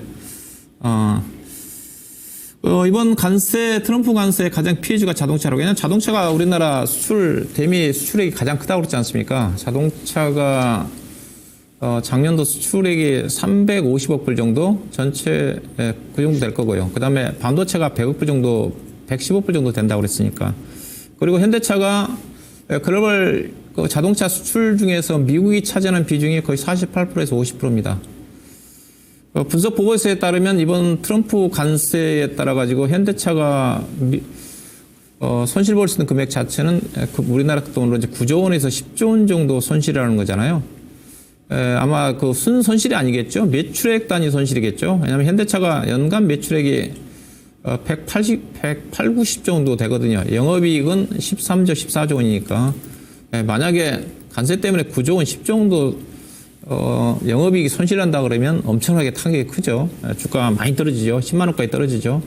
아마 몇천억 단위 손실일 겁니다. 그러면 아마 그 정도 손실한다 한다면 영업이익 기준으로 해가지고 1, 2억 정도는 손실 이번 관세로 만약에 전개진다 한다면 1, 2억 정도 1, 2조, 1, 2억이 아니라 1, 2조 정도, 한 2조 원 정도 영업이익 감소하지 않겠는가. 지금 현대차가 지금 올해 주가가 못 간 이유 자체도 관세 나오기 전에 올해 실적 자체가 정체 내지는 역성장한다는 것 때문에 주가가 못 갔는데 여기다가 트럼프 관세에 직격탄을 맞으면서 영업이익 자체도 마이너스로 전환이 된다. 그러면 주가가 올라가기가 쉽지가 않죠. 그렇지만 좀 안타까운 게 현대차가 지금 작년도 실적 기준 PER 기준에 지금 4배 미만까지 떨어져 있거든요. 좀 안타깝죠. 일단은 이거는 20만 원까지 반등 나옵니다. 20만 원까지는 현재로 봐서는 귤적 지표상으로 지금 딱 매물층이 지금 짧게 본다 하더라 19만 5천 원이고요. 19만 5천 원이 그렇지 않으면 20만 원대, 20만 2천 원대 정도 되는 거니까 이 정도까지는 반등 나와요. 그 정도 이분 같은 비중이 적으니까 사셔도 되겠죠. 그렇지만은 추가해서 오버해서 이 종목 가지고 20% 30% 목표로 진입하기 위해서는 제가 보기에는 상당히 어려워 보인다. 일단은 목표 주가를 기술적 반등 목표를 20만 2천 원으로 본다 한다면 이분 같은 경우 비중이 적으니까 5% 10% 정도 현재 가격대에서 물타기 좀 하셔가지고 그 정도 목표 주가 하게 되면 아마 22만 원짜리 물타기 한다 한다면 충분히 손실 없이 20만 원대에서 좀 팔고 나올 수 있지 않겠는가. 일단 단기적인 관점에서는 그렇게 보시고요. 그리고 관세 부분 자체가 이슈가 해결되면 현대차는 주가 24, 5만 원까지 가야 되겠죠. 그 다음 목표 주가는 22만 원인데 관세 불확성이 해소가 돼야 되는 거고 해소가 되지 않는다 한다 하더라도 충분히 현재 시장의 위치를 감안하면 20만 2천 원 정도까지는 기술적인 반등 구간이다. 그렇게 보시면 될 것 같습니다. 네, 한글과 컴퓨터 10% 19,700원 진단 부탁드립니다라고 질문 주셨네요. 자, 요즘 AI 관련주들 중에서 좀 스몰캡 단위로 보면은 세게 올라오죠. 근데 약간 아쉽게도 얘네가 갖고 있는 이 개별 모멘텀들, 그러니까 좋은 재료들은 발현이 안 되고 지금 정치 테마에 좀 엮여 있어요. 근데 이거 뭐 주가 올라가면 장땡이지 않나 볼 수 있지만 이렇게 올라가는 건 좀 건강하지 못하기 때문에 단기 거래를 해야 됩니다. 지금 한글과 컴퓨터도 장중 변동성이 나오는 게 시장 만든과 더불어서 AI주들이 이제 민주당, 지금은 이제 야당이죠. 야당의 정책 관련주로 좀 엮이게 되면서 상승이 나오고 있는데 뭐 이스트소프트나 뭐 마음 AI나 솔트로스 같은 종목들 다 마찬가지입니다. 한컴이 지금 거기에 완전히 속해 있지는 않고 변동성 정도만 나오고 있는데 이거 지속되면 더 올라갈 수 있어요. 그래서 이거 열린 구간까지만 딱딱 커팅하면서 수익 실현하는 게 상당히 중요한데 단기적으로만 제가 가격을 드릴게요. 이거 테마주로 움직일 가능성이 높아서 제가 말씀드리는 겁니다. 그리고 얘가 성장하고 있는 측면도 있어가지고 이번 테마 사이클 끝나고 테마로 올라가면 또 내려갈 거란 말이에요. 그때에는 좀 장기 투자로 좀 중기 이상으로 바라보는 가격대도 나올 수 있을 것 같은데 제가 그것까지 말씀드리면 너무 길어지니까 전략 좀 말씀드리자면은 일단 열려있는 게 여기 21,000원 구간입니다. 21,000원 구간까지는 그냥 간다라고 보시고 들고 가면 되고 여기서부터 이제 수익 실현을 해야 되는데 이게 테마주 트레이딩 안 해보셨죠? 테마주 트레이딩은 이제 1등주, 2등주, 3등주 이렇게 서열 방식으로 움직입니다. 그래서 수급 따라가는 형태라서 대응이 좀 어려우실 거예요. 그래서 지금 순서상 지금은 좀 후순위에 있습니다. 4등, 5등 느낌 나기 때문에 순서가 바뀌면야 모르겠습니다만 이 21,000원 위에서 좀 단계적으로 분할 익절을 한다, 분할 매도를 한다라는 관점으로 보시는 게 좋을 것 같고 이제 최종 매도가는 저는 길어야 한 22,000원 정도까지 보시는 게 좋을 것 같아요. 지금 레벨에서는. 근데 이게 하다가 얘가 갑자기 대장주로 올라오고 그래요. 정치 테마주 좀 어려운 게 오늘 대장주가 있었다가 내일 대장주랑 바뀝니다. 막 계속 바뀌어요. 실제로 지금도 그렇죠. 인물주도 바뀌고 정책주도 대장이 계속 바뀌잖아요. 그래서 저는 이번 사이클에서 수익 실현을 해놓고 다음 차시 상승 이후에 조정 끝나면은 그 다음부터는 좀 중기 이상 기간 투자로 좀 보는 형태로 전략을 좀 수정해서 보는 게 좋아 보인다. 그래서 가격 전략은 21,000원까지는 열려 있다. 그래서 단기 이제 분할 매도를 잡는 건 21,000원부터 22,000원 사이에서 잡아서 단기 대응으로 이번 차시에서는 끝내자. 이게 좀 가장 확실한 전략인 것 같아서 이 정도로 의견 드리고 정리하도록 하겠습니다. 네, HL 만듭니다. 37,900원에 10% 매수하신 분입니다. 주당 4,000원 정도 손실 구간이네요. 한 10% 정도 손실을 하신 분입니다. 이세요. 저는 옛날부터 만도는 사서는 안 된다고 제가 계속 얘기한 주식이거든요. 자동차 부품 종목 중에서 만도, 그 다음에 현대유아. 안 되는 거 사더라도 현대 모비스를 사라. 그 다음에 자동차 부품 쪽은 뭐 서현이라든가. 그 얘기하는데, 만도가 보시면 HL 만도가 과거에 아마 월봉으로 볼까요? 8만원. 아마 7만원, 8만원대. 왜냐면 예사가 그 당시에 만도가 과거에 이제 자동차 부품 회사로서 이제 프리미엄을 받을 때는 다른 예컨대 현대 모비스라든가 현대유아는 워낙 안 좋았으니까 다른 자동차 부품들이 PER 6배, 7배 평가를 받을 때 만도가 기업 분할되기 전에 PER 14배, 13배 이상 프리미엄을 받았거든요. 자동차 부품 회사에. 그 프리미엄을 받은 이유 자체가 그 당시 만도가 첨단 기술과 관련해서 아디다스라고 하죠. 아디다스라고 하죠. 자율주행과 관련해서 그 기술을 가지고 있다고 그래가지고 그것 때문에 프리미엄을 받았거든요. 근데 그 기업을 아마 떼어냈어요. 떼어냈다 보니까 그대로는 이제 평범한 자동차 부품 회사예요. 그럼 프리미엄을 못 받는 거죠. 못 받는 거고. 그리고 회사가 안 좋았던 것 자체가 특히 중국 쪽에 많이 들어가가지고 중국 쪽에서 대규모 손실을 하다 보니까 그 손실 처리를 하면서 계속 실적이 안 좋았거든요. 근데 이제 중국 쪽에 부실 부분 다 처리가 다 끝났어요. 끝나서 지금은 이제 실적이 좋아져요. 실적이 좋아져서 지금은 제가 봤더니 거의 이제 현대유아도 최근에 이제 중국 쪽에 대한 사업 부분에 대해서 어느 정도 좀 처리가 좀 되면서 실적이 좋아. 이제는 좀 턴 어라운드가 진행이 좀 됩니다. 그렇다 한다 하더라도 업종 대표적인 종목인 현대모비스에 비해서 주가가 싸지가 않아요. 현대모비스가 현대차 그룹의 가장 대표적인 자동차 부품 회사고, 그 다음에 현대차 그룹의 나중에 지배주 구조 개편하게 되면 가장 핵심이 뭡니까? 현대모비스가 되잖아요. 그러면 현대모비스가 탑이에요. 사더라도 지금 현대모비스를 사셔야 돼요. 자동차 부품 사신다면. 현대모비스 볼까요? 현대모비스가 오늘 주가가 좀 떨어졌네요. 그렇죠? 현대모비스 차트 보세요. 계속 이거 주봉 보신다 한다 하더라도 거의 뭐 최고점에 별로 떨어지지 않았어요. 그래서요. 2000년대 이후에 보게 되면. 지금은 HL 만도는 앞서 이제 그런 실적 자체가 턴 어라운드가 진행되고 지금은 주가는 좀 비싸진 않아요. 제가 보기에는.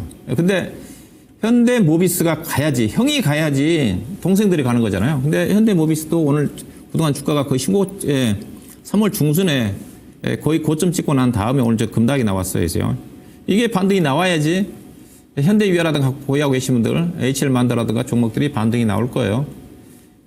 그래서 현재 앞서 이제 자동차 완성차가 제가 현대차를 아까 얘기했다시피 관세 때문에 안타깝다. PER 4배도 안 되는데 주가 못 간다. 근데 자동차 부품 회사도 PER 6배, 7배예요. 그러면 완성차가 지금 PER 기아차는 3배 정도 되는데 3배, 4배짜리가 못 가는데 부품 회사들 6배, 7배짜리가 주가 가겠습니까, 여러분? 그렇죠? 생각해 보세요. 자동차 부품 회사가 PER 단위로 예컨대 7배, 8배 평가를 받으면 부품 회사들은 5배 정도, 약 10% 정도 할인을 받아야 되는 건데 지금도 부품 회사들이 높아요. 그 말은 무슨 말이에요? 현대차 가야지 부품 회사도 간다는 겁니다. 물론 저도 완성차보다는 부품 회사가 더 프리미엄을 받아야 된다는 측면이 있어요. 완성차 같은 경우는 항상 신차 개발해야 되고 또 잘못하다가 리콜 걸리면 대규모 손실도 부담해야 되지만은 부품 회사들 같은 경우는 그런 부분에 자유롭거든요. 그렇지만은 기본적으로 완성차가 가야 되기 때문에 완성차가 가지 않는 한 주가 못 가는 거고, 그다음에 HL 만도라든가 현대유아 보유하고 계신 분들은 현대모비스가 가야지 주가 간다. 그렇게 보시면 되겠죠. 그래서 현대모비스 주가 오늘 수급적으로 기관하고 외국 투자가들이 좀 팔아서 주가 좀 떨어졌네요. 단기간에 10% 넘게 좀 떨어져서 현대모비스로 앞서 현대차가 어느 정도 바닥이 나왔듯이 현대모비스도 오늘 주가 많이 떨어지만은 뭐 추가 하락은 크지는 않을 겁니다. 낙폭 과대했다. 오히려 이들 종목들은 주가 떨어질 때 사야 되겠죠. 다만 앞서 현대차처럼 HL 만도라든가 현대모비스라든가 부품 종목들도 반등은 제한적이다. 37,900원. 약간 뭐 충분히 추가 매수 좀 하셔도 될 겁니다. 잘 될 것 같고요. 일단은 매도 목표는 한 4만 원 정도 언저리 정도. 그 정도까지는 제가 약간 이제 부정적으로 얘기했지만은 그 정도까지 균적 반등입니다. 현재 차트를 본다 한다면 4만 원 언저리까지 보시고 추가 자금 여력이 있으시면 약간의 추가 매수도 가능하지 않겠는가 그렇게 보시면 될 것 같습니다. 네, PSK홀딩스 39,000원에 10% 가지고 있는데 추가 매수해서 중기로 끌고 가도 괜찮을까요? 라고 질문 남겨주셨네요. PSK홀딩스 굉장히 좋은 종목입니다. 지금 저는 가격 메리트 굉장히 좋다라고 봐요. 결론부터 너무 빨리 말씀드린 것 같긴 한데 일단 뭐 하는 기업이냐면 이제 리플로우 장비, 디스컴 장비하죠. 그래서 이제 후공정 패키징에서는 거의 필수 들어간 장비로 보시면 되는데 후공정 얘기 드리자마자 감이 오죠. 그러니까 지금 반도체 업황 레거시 좋아졌다 이런 말 하지만 결국에는 아직 HBM 업황이랑 뭐 따라갈 그거 아닙니다. HBM 아직도 너무나도 잘 팔리고 있기 때문에 후공정 패키징에서 이제 원톱 종목들 몇 개 있잖아요. 각각 프리미엄 받고 있는 애들 대표적인 종목이고 HBM 수혜주라고 보시면 되는데 저는 얘네들 지금 잘 보셔야 된다고 봐요. 지금 너무 많이 빠져있는 애들 많거든요. PSK홀딩스 마찬가지입니다. 실제로 작년에 이제 7월을 기준으로 해서 제가 반도체 종목들 매도해야 된다라는 이야기 드렸던 게 이 구간이었어요. 지금 이렇게 쭉 내려오게 되면은 이게 한 번에 사이클이 끝난다라고 얘기 드렸었는데 차트 한번 보여주시면 좋을 것 같아요. 네, 여기 구간이었습니다. 제가 동그라미 쳤던 구간이 제가 작년에 이제 매도 한번 잡아야 된다라는 그 이야기 드렸던. 반도체 제가 처음으로 매도 이야기 드렸었는데 이 구간 있죠? 지금 딱 매수가 주변이에요. 여기 구간 들어오게 되면은 저는 이제 매수하셔도 되는 거고 물론 한 방에 막 너무 많은 비중 들어가는 건 안 되겠죠. 근데 비중을 좀 조절하셔가지고 사는 거는 아주 지장 없는 구간이다. 저는 그렇게 판단을 하고 실제로 지금 추가 매수해도 되냐고 물어보신 건데 사실 저는 조금 더 빠진 다음에 했으면 좋겠는데 시장이 더 안 빠질 것 같아요. 지금 레벨에서. 특히나 제가 나스닥 15,000이 좀 중요한 자리다. 그 자리 지지 나오면 앞으로 그러니까 리바운딩이 좀 세게 나올 수 있는 자리라 말씀드렸는데 지금 15,000 찍고 올라가고 있거든요. 글로벌이랑 완전 커플링이어가지고 실제로 지금 지수 장세로 우리도 다시 올라갈 가능성이 굉장히 높아졌습니다. 그 말은 추가하면서 지금 해야 돼요. 많이 빠진 게 아니어가지고 한 번 더 사기가 좀 아쉽긴 한데 그래도 뭐 사야죠. 그리고 내일 최대한 빠르게 사셔가지고 평단 좀 낮춰놓고 그리고 비중 추가는 하지 마시고 한 20% 정도 들고 간다고 생각하신 다음에 쭉 끌고 가셔도 괜찮을 것 같아요. 특히나 지금 반도체가 올라가려다가 꿈틀거리면서 내려가 버렸기 때문에 좀 에너지가 응축되어져 있다고 할까요? 그러니까 단기간 이 리바운딩에서 선두주자가 될 가능성이 저는 상당히 높다라고 봅니다. 특히 삼성전자 하이닉스가 너무 많이 빠졌어요. 얘네들이 움직이기 시작하면 HBM 향부터 출발해서 반도체 먼저 움직이는 애들. 그러니까 삼성전자 움직일 때 레거시 가고 SK 하이닉스 움직일 때 HBM 같이 가고 이 구조 있잖아요. 이것만 잘 판단하면 되는데 HBM에서 PSK홀딩스는 사실 거의 대장의 위치에 올라와 있다라고 봅니다. 원래 한미반도체가 가지고 있었던 프리미엄이 좀 희석되면서 바뀌는 감이 없지 않은데 저는 괜찮다라고 보고요. 쭉 끌고 가시면 되지 않을까. 결론을 먼저 말씀드려가지고 좀 싱거우실 텐데 잘 사신 거예요. 지금 조정받을 때 내려올 때 잘 사셨고 추가 매수도 지금 같은 타이밍 시장이랑 연관지어서 보면은 적절하게 반등 나오는 타이밍에 사게 되는 이런 타점이 되는 거죠.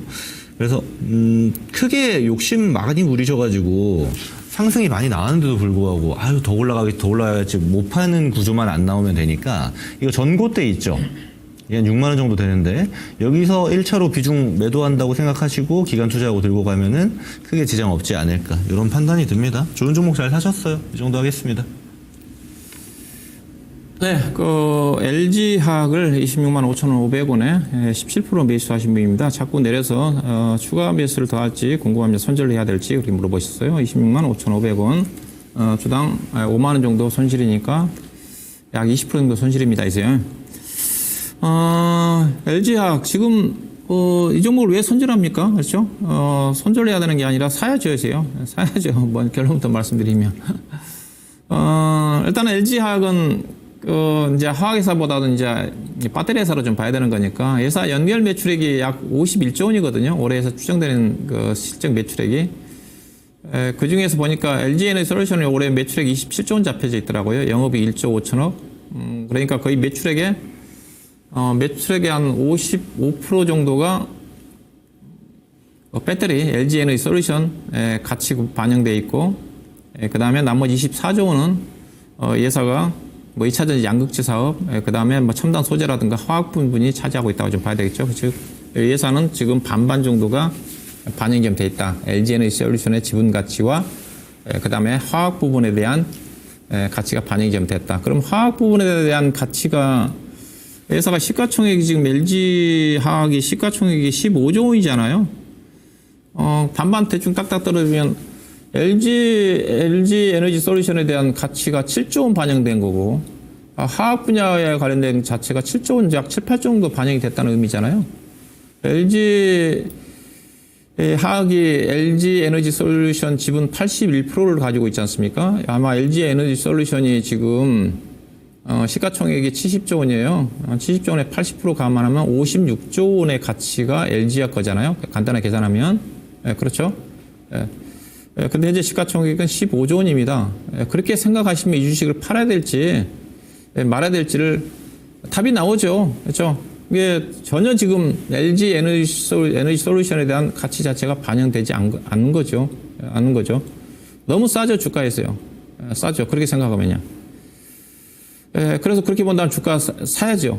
예상 이제 하학 부분이, 과거 하학 업종이 좋아질 때 영업이익 4조 원, 5조 원 가까이 나눠서 하거든요. 다만 지금 하학 업종은 워낙 안 좋습니다. 약간 근데 올해는 대충 보니까 한 3, 4천억 정도의 흑자 전환할 거란 전망이에요. 1분기 실적도 아마 좋게 나올 거예요. 당연히 이제 오늘 LG 에너지 솔루션이 실적 좋게 발표가 좀 됐으니까 지분법 연결로 반영이 좀 되면 그 부분이 좀 반영될 거고 현재 컨센 자체가 800으로 잡혀져 있는데 그리고 아마 LG화학은 화학 분야 자체 쪽에서 첨단 산업 분야와 관련된 부분이 실적이 괜찮을 겁니다. 화학 부분은 안 좋다 한다 하더라도. 그래서 예상 실적이 아마 상이하게 나올 거예요. 근데 앞서 이제 LG 에너지 솔루션이 우리 김근호 전문가가 진단해 드렸듯이 실적 자체가 주가가 빠진 이유 자체가 AMPC가 문제거든요. 그래서 제가 2차 전지를 얘기를 할 때 AMPC 빼고 나면 2차 전지 회사들 올해 다 적자난다. 그런 차원이잖아요. 그래 주가 못 간 겁니다. 그래서 2차 전지 AMPC가 빨리 결정이 나야지, 좋은 쪽으로 결정이 나야지 2차 전지 관련 종목들 그런 불확실성 해소가 좀 될 거고, 특히 LG화학 같은 경우도 작년도도 나중에 AMPC가 돈을 받는다겠다가 못 받아가지고 결국 적자 처리된 거잖아요. 5,600억 정도. 올해도 이렇게 될 수가 있어요. 그 부분에 불확실성이 있다 한다 하더라도 주가가 너무 쌉니다. 그래서 이거는 파는 게 아니라 지금 더 사야 된다. 지금 정도 사셔가지고요. 사셔서 일단은 최근에 27, 8만 원 정도까지 갔거든요. 7만 원 정도까지. 저는 LG 에너지 솔루션 살 바에야 저는 LG화학 사라고 얘기를 해요. 그렇죠? LG화학 사야 된다고 봅니다. 현재 가격대 좀 사셔서 25만 원 정도 언저리까지 최소한 단기적인 상승을 염두에 두고 추가 매수 관점에서 접근을 좀 해야 되는 주식이다. 그렇게 좀 말씀드립니다. 네, 이마트네요. 되게 오랜만입니다. 83,300원에 비중 10% 몇 년 가지고 있었던 주식이라고 하시네요. 단기가 궁금하시다고. 이마트 단기요? 자, 우선 지금 이마트가 최근에 주가가 좀 많이 좀 올라왔죠. 저점 대비해서. 이 구조를 좀 보면은 좋은데, 최근에 올라왔던 건 첫 번째가 이제 실적 개선 기대감이었습니다. 그리고 두 번째가 이제 이마트의 정용진 회장이 만났죠. 그래서 실제로 트럼프에 대한 모멘텀을 받고 있었던 거, 그 머스크와의 친분이 부각이 됐던 것들, 그러니까 테마색이 좀 입어지면서 최근에 상승이 나왔는데, 제가 첫 번째 이 실적 개선에 대한 기대감이 어디서부터 출발하는지 얘기 드리면은 이 주가가 어떤 방식인지 이해가 가실 거예요. 지금 부양책 나오는 걸 가지고 기대감을 갖고 있단 말이에요. 자, 그럼 뒤집어서 봅시다. 부양책이 왜 나올까요? 부양책 기대감이 있어요, 지금. 다른 말로 하면은 경기가 안 좋기 때문입니다. 내수 시장이 굉장히 안 좋아요. 그렇기 때문에 부양책이 나와야 된다라는 관점이 들어가 있는 겁니다. 그러니까 내수 소비주들이 그러니까 여기에 덧붙이면은 이제 시장이 막 안 좋을 때는 성장주들이 막 내려가고 소비재들이 좀 올라오고 산업재들도 좀 올라오고 이런 구조를 좀 띄고 있어요. 그럼 시장이 정상화되면 어떻게 될까요? 다시 소비재들이 좀 조용해지는 구간으로 들어갈 가능성이 매우 높아집니다. 그러니까 경기 방어적인 측면을 띄고 있다는 건데 실제로 이게 반영이 된 거죠. 그러니까 시장 밀릴 때 얘가 안 밀린 거예요. 그럼 단기적으로 보면 어때요? 지금 미국장도 반등이 막 나오고 있을 겁니다. 구조상. 그리고 내일 오전에 이게 커플링이기 때문에 우리 증시가 다시 또 올라갈 거예요. 그런 상태가 되면 얘네는 빠집니다.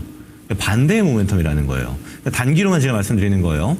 그래서 단기로는 얘가 많이 올라와 있기 때문에 이제 빠져야 된다라는 타이밍으로 보는 거고, 이제 여기 저점부터만 이제 계산해 보면은 50% 넘게 올라갔어요. 그러면 밑에서 산 사람들은 이제 위에서 팔아야 되는 수익 실현의 타이밍이 오는 겁니다. 저는 그래서 오래 기다리셨지만 이런 종목은 길게 끌고 가는 종목이 아니다라고 저는 봐요. 게다가 또 하나 업황에 대해서 이야기 드리면 이마트가 실제로 지금 이 내수 시장이 안 좋은데 유일하게 호황으로 가고 있는 애들이 이커머스입니다. 그러니까 캐파가 커지고 있어요. 점유가 늘어나고 있습니다. 다른 말로 하면 오프라인 시장은 줄어들고 있다는 겁니다. 이마트는 여기서 충분한 이제 피해 업종이에요. 그래서 이제 다양한 이제 온라인 사업부들을 출시하고 점유를 가져오려고 노력하고 있지만 사실 밀리고 있습니다. 제가 아까 네이버도 이야기 드렸지만 네이버 쿠팡한테 밀리고 있는 구조예요. 그래서 저는 사실 이 소비재들은 증시가 안 좋아지려고 할 때 방어 형태로 살 필요가 있다라는 의견들이 존재한다라고 이야기는 드리지만 사실 이거 들고 갈 바에 그냥 현금 들고 가는 게 좀 낫다라는 바입니다.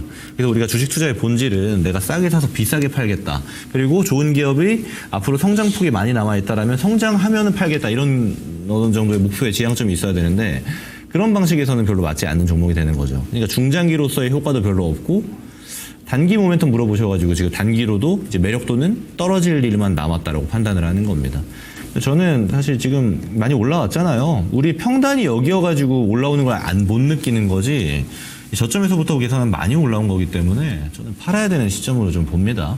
그래서 손실 안 본 걸 좀 다행으로 놓고 다음에 그러면 내가 좀 좋은 기업, 성장하는 기업이 지금처럼 시장 조정 나올 때 담아야겠다. 딱 지금 종목 교체할 좋은 타이밍이 되는 거죠. 그래서 이마트는 정리하고 다른 종목 보는 게 포트 운영하실 때 훨씬 더 유리할 것이다. 이렇게 의견을 좀 드려보도록 하겠습니다. 정리하겠습니다. 예, 자, 벌써 종목 진단은 여기서 마치고요. 타이틀 보고 히든 카드로 들어가도록 하겠습니다.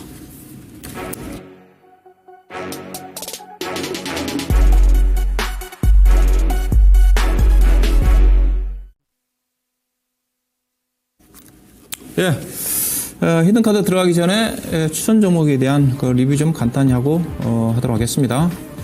코스메카 코리아가 목표 가격에 도달한 것 같은데요. 제가 추천한 지 얼마 안 됐는데, 딱 일주일 전에, 지난 시간에 추천해 드린 것 같은데, 전반적으로 시장 약세 국면 쪽에서, 좀 많이 좀 올라온 것 같습니다.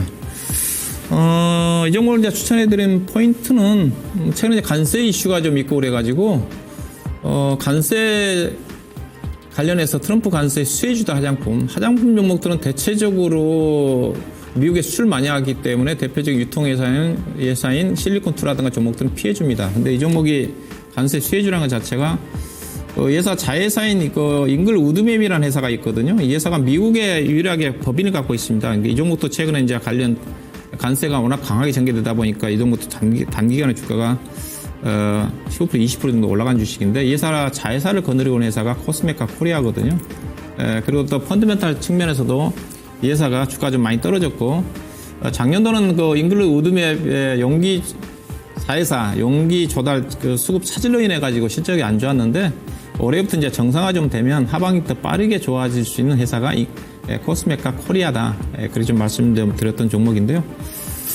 일단은 이거 여전히 관심인 것 같습니다. 화장품 종목 쪽에서는 지금 화장품이 그래 추천했던 포인트 자체가 수출이 2월달, 3월달에 특히 3월달 수출이 작년 대비해서 23% 증가했다고 그랬지 않습니까? 그래서 1월달 부진에서 벗어나서 2월달, 3월달에 20% 이상 성장을 하고 있어가지고 올해 1분기 때 실적이 좋을 거다.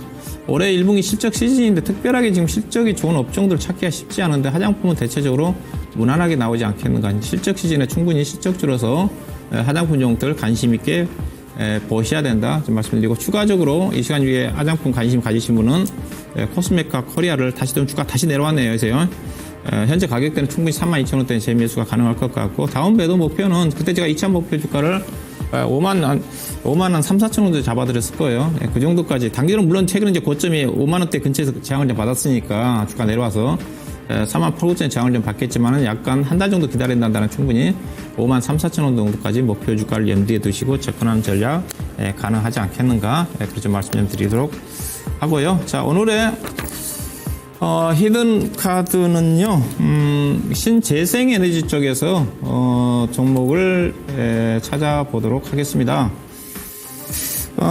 신재생에너지를 주목을 해야 되는 것 자체가요, 이제 본격적인 이제 대선 국면에 오늘 그 대통령 선거일이 6월 3일로 정해졌지 않습니까? 이제 선거 전에 진입을 좀 하면서, 대선 관련 정책 수혜주들이 주목을 할 거예요. 오늘 일부, 저출산 관련 종목들, 기본주택 관련 종목들, 일자리 창출 관련 종목들이, 중성, 종목들 중심으로 해서 급등 종목들이 나타났는데, 제가 보기에 가장, 현재로 봐서는 어떤, 더불어민주당 쪽에 가장, 정책이 우선시 좀 봐야 되는 거니까, 더불어민주당 관련된 이재명 대표의 가장 정책 수혜주가 저는, 신재생에너지라고 좀 봅니다. 저는 개인적으로 뭐 대선 정책과 관련해 가지고 인맥 테마주들은 저는 거들떠 보지 않고요. 다만 정책 수혜주 중에서 정책 추진에 따라 가지고 실적이 좋아질 수 있는 정책 관련 종목들은 분명히 관심을 가져야 된다고 봐요. 물론 저출산 관련 부분도 어떤 정책이 나올지 모르겠지만, 근데 상당히 먼 미래겠죠. 근데 당장 추진하게 되면 성과를 받아갈 수 있는 것 자체가 실적으로 나타날 수 있는 자체가 저는 신재생에너지 정책이라고 좀 말씀드리고 싶고요. 이재명 대표가 최근에도 그렇고 과거에도 지난 대선 때 에너지 고속도로 얘기를 했어요. 에너지 고속도로라는 것 자체가 각 지역별로 태양광이라든가 풍력이라든가 에너지를 생산을 해서 필요한 거는 거기서 쓰고 남는 부분 자체는 지역별로 팔면서 전국을 에너지 고속도로 좀 만들겠다는 정책이지 않습니까? 근데 알다시피 지금 신재생에너지 정책 자체는 글로벌의 대세인데 우리나라는 윤석열 정부 쪽에서 태양광, 특히 태양광 자체를 카르텔 얘기를 하면서 철저하게 배제를 했습니다. 그러다 보니까 우리나라 신재생에너지 비율이 지금 7%밖에 안 됩니다. OECD 38개국 중에서 지금 꼴찌예요. 예, 그 사이에 이제 워낙 이제 원전 산업 육성을 좀 하면서 국내 태양광, 특히 태양광 풍력 산업 자체는 워낙 홀대를 하다 보니까, 근데 이러다 보니까 지금 문제가 많이 발생되고 있는 것 자체가 지금 용인에 지금 삼성전자가 300조 원 규모의 반도체 클러스터 단지를 조성을 해야 되지 않습니까? 거기에 들어가는 전력이 현재 삼성전자가 전력 사용하고 있는 것 자체가 수도권에 4분의 1을 사용할 수 있는 전력을 사용을 합니다. 용인에도 들어서게 용인에 클러스터 도성이 되게 되면 그 정도 10기가와트 정도의 전력이 필요하는데 문제는 거기 전력 인프라가 갖춰지지 않았다는 거예요. 근데 현 정부에서 거기다가 뭘 지으려고 하냐면 LNG 발전소를 통해 가지고 거기 반도체 클러스터 단지에 전력을 공급한다는 겁니다. 근데 LNG 발전소 자체는 R200에 해당이 되지는 않습니다. R200을 달성 못하면 어떻게 되는 거 아시죠? 당장 2026년도부터 반도체라든가 철강에 수출하게 되면 유럽에 수출하게 되면 환경세를 물게 돼 있습니다. 그래서 최근에 이재용 대표하고 이재용 회장하고 이재명 대표가 만났지 않습니까? 그래서 듣는 얘기로서는 애로사항을 이재용 대표가 하는 얘기가 용인에 300조 원 정도 투자를 지금 진행을 해야 되는데 전력난 문제 자체가 신재생에너지 확보가 돼야 되는데 그게 안 돼가지고 지금 투자에 좀 애로사항이 있다. 그런 얘기가 있어요. 그래서 이재명 대표의 공약인 에너지 고속도로가 되어서 신재생에너지와 관련된 태양광이라든가 아무래도 용인 같은 경우는 태양광이 유리하겠죠. 물론 서해안 쪽에서 풍력단지 육성해가지고 끌어올 수 있는 부분도 있겠지만은 그런 차원에서 반도체 산업 육성과 더불어서 신재생에너지 부분 자체가 확실하게 다음 정부에서 주목할 수 있는 그런 부분도 좀 되지 않겠는가. 차기 정부의 RE100 달성 자체는 어차피 삼성도 지금 2050년도까지 RE100을 달성을 하겠다고 그랬거든요. 그런 차원에서 대선 정책 관련 종목 쪽으로 신재생에너지를 주목할 필요가 있지 않겠나 생각이 좀 되고요. 자, 그럼 관련 종목들 좀 보도록 하겠습니다. 관련 종목들 하나솔루션 있고요. 그 다음에 SK 오션 플랜트, 그 다음에 HD 현대 에너지 솔루션, 신성ENG, 그 다음에 대명에너지, SK 이터닉스입니다. 근데 여기서 이제 주목을 해야 하는 것 자체는 태양광 쪽에 하나솔루션은 해외 쪽에 기반을 두고 있기 때문에 별로 관련이 없어요. 참고하시고 할 것 같고. 국내 쪽에 어떤 신재생에너지 태양광이나 풍력의 수혜를 받을 수 있는 회사는 SK 오션 플랜트, HD 현대 에너지 솔루션, 그 다음에 저는 대명에너지라고 봅니다. SK 이터닉스와 마찬가지로. 그래서 애들 종목들 보시고 그 중에서 HD 현대 에너지 솔루션을 보도록 하겠습니다. 자, HD 현대 에너지 솔루션은요, 회사가 정부의 이런 어떤 윤석열 정부 들어서 태양광 산업에 대해서 철저하게 배제를 하면서 실적이 상당히 안 좋았습니다. 2023년도 이후로. 작년도 1분기 정도까지 적자가 났는데 작년 2분기부터 이제 흑자 전환을 좀 하면서 특히 작년 4분기 때 어닝 서프라이즈가 나왔거든요. 이게 반도체 태양광 업황 자체가 우리나라 정부에서 약간 이제 홀대한 부분도 있었지만 전반적으로 중국의 공급 과잉 때문에 어려웠어요. 어려웠는데 미국도 어려웠고요. 그래서 미국 같은 경우도 거의 100여 개 업체가 도산이 좀 되면서 어느 정도 우리나라도 마찬가지고 업계 구조 조정이 좀 된 것 같습니다. 그러면서 모듈 가격이랑 셀 가격이 좀 상승을 좀 하면서 그래서 회사가 경쟁이 있는 그동안 구조 조정을 꾸준히 해왔기 때문에 작년도부터 흑자 전환을 했다. 그렇게 봐야 될 것 같고 그다음에 이제 아무래도 신재생에너지 부분 자체는 경쟁 관계가 전력 요금이니까 전력 요금이 상승을 좀 하면서 가격도 좀 올라가고 있는 추세고요. 그 다음에 앞서 이제 RE100 수요 증가로 인해 가지고 어차피 이쪽에 투자를 해야 되기 때문에 꾸준하게 좀 성장을 좀 하지 않겠는가. 신정부 대선 전까지는 정책 수준의 모멘텀이 부각이 좀 된다 한다면 신재생에너지 관련 종목들이 확실하게 시장에서 주목을 좀 받지 않겠는가. 그렇게 보시면 될 것 같고요.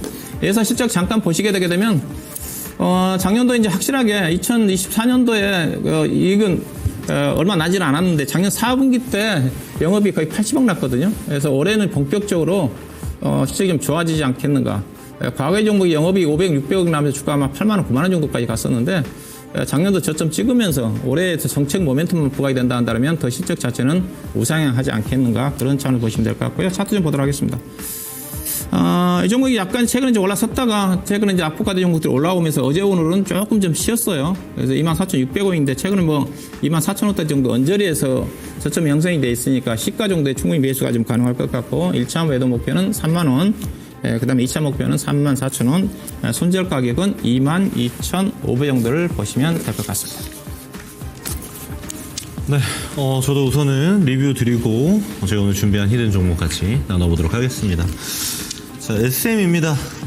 제가 이야기한 지도 벌써 이제 한 3달이 지나갔네요. 시간이 참 빠르다는 생각도 드는데, 엔터주들은 지금 시장이 좀 휘청이는데, 아무래도 엔터주, 그리고 미디어주 같은 경우는 거의 영향도가 없습니다. 그리고 꾸준히 우상향이 지금 나와주고 있는데, SM은 그 중에서도 단연코지 대장의 위치를 잘 차지하고 있습니다. 여기에는 뭐 다양한 이슈가 있겠지만 사실 SM이 올해 실적이 생각보다 많이 좋아질 수 있다는 기대감 가지고 있는 게 과거, 그러니까 이전에는 좀 차지하고 있었던 파이가 컸던 게 NCT 그룹이라든지 기존에 좀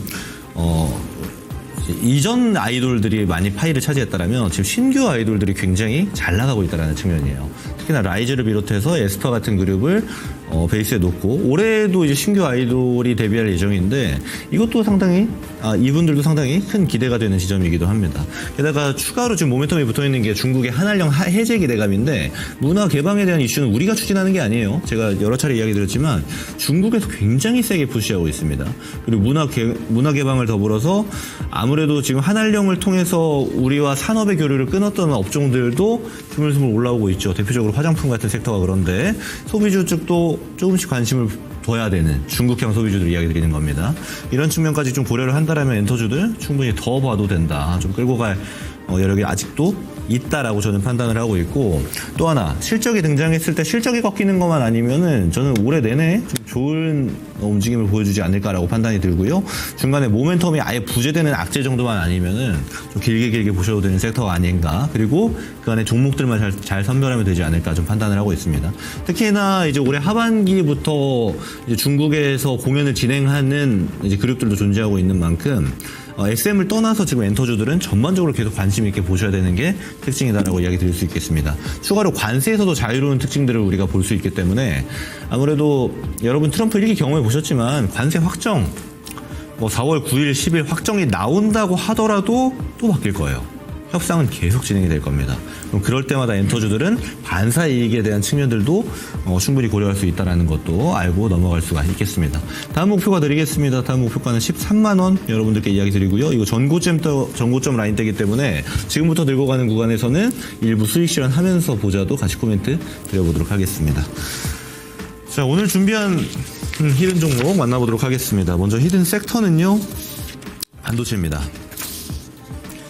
자, 오늘 종목 상담을 드리면서도 이야기 드렸지만 판가 관련해서도 코멘트를 드렸고, 또 하나 중요한 거는 실제로 삼성전자도 가격을 올렸고요. 그리고 생산에 대해서도 슬슬 코멘트가 나올 때 됐습니다. 그러니까 작년 같은 경우 낸드 감산까지 진행했었거든요.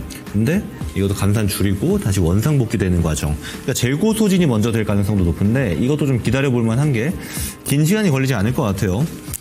특히나 이제 레거시단 같은 경우는 먼저 조정을 많이 받았고 반도체 자체가 이제 가격 메리트를 많이 받고 있다라는 것도 지금 시점에서 많이 강조를 좀 드려야 될 내용이 아닐까라고 판단이 듭니다. 자, 그래서 오늘 제가 가져온 종목은요, 아까 상담은 제가 대덕전자를 들었었는데 예시 종목 보면서 만나보도록 하겠습니다. 네, 오늘 가져온 종목은 심택입니다. 자, 우선은 제가 야인시대에서 아무래도 실적이 좋은 애들, 업황이 이미 좋은 애들 중에서 낙폭 많이 나온 애들 많이 강조드렸었는데 심택은 지금 엄청 좋진 않아요. 특히나 조정을 많이 받았었고 이제 좀 올라올까 하다가 보니까 시장 무너져서 좀 많이 내려가 있는 이런 형태라고 보시면 되는데 올해 실적 턴어라운드가 완전히 좀 진행될 가능성이 상당히 높아 보입니다. 특히나 기존의 레거시 단에서 업황이 좋아졌다라는 측면들은 제가 여러 차례 강조했지만 반도체가 이제 다 같이 올라갈 수 있는 구조도 나올 수 있다라고도 많이 말씀을 드리고 있고 또 하나는 기판주들이 같이 올라갈 때 심택이 대장 역할을 할 가능성도 상당히 높다라고도 판단을 하고 있습니다. 그리고 가격 메리트가 좋다라는 점, 그러니까 저가 매수로서 활용도 할 수 있다라는 점을 먼저 말씀을 드리다 보니까 좀 끌고 갔을 때 매력도도 상당히 좋을 것 같아요. 게다가 이제 최근에 좋은 키워드가 붙었죠. 소캠입니다. 소캠은 이제 다른 거 없이 기존에 있는 구조가 많이 바뀌어야 된다고 판단하시면 돼요. 그리고 이제 아무래도 엔비디아랑 같이 개발하고 있고 시제품 납품까지 진행했던 게 삼전이랑 하이닉스였기 때문에 여기서 이제 당연히 심택 얘기 나오죠. 그래서 기판도 새로 디자인해야 되거든요. 그때 수혜주로 아무래도 심택이 등장하지 않을까라고도 보고 있어요. 게다가 지금 미국의 글로벌 테크도 많이 빠졌죠. 그 반도체도 많이 빠졌습니다. 엔비디아도 당연하겠지만 지금부터 리바운딩이 나와야 되는데 리바운딩 나올 때 주요 키워드들 다시 한번 등장할 가능성이 높고 소캠 관련주들 있죠. 지금 이제 대장으로 좀 꼽을 수 있는 게 TLB라든지 심택 같은 애들인데 저는 단기 차익도 노려볼 만큼 충분히 메리트가 있지 않나라고 좀 이야기 드릴 수가 있겠습니다. 그래서 설명은 이 정도 드리도록 하고요. 오늘 반도체 얘기를 많이 드렸으니까 가격 전략 바로 드려보도록 하겠습니다. 우선 매수가는 자, 내일 시초가를 기준으로 말씀을 드려보도록 하겠습니다. 그리고 목표가는 19,500원 말씀을 드리고요.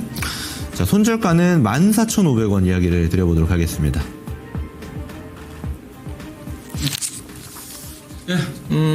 다 끝난 겁니까? 네. 미국 시장, 선물 시장이 많이 오르네요. 앞서 우리 엔비디아도 얘기했지만은 엔비디아가 한 7% 정도 올라오면서, 100달러를 회복하고 있죠.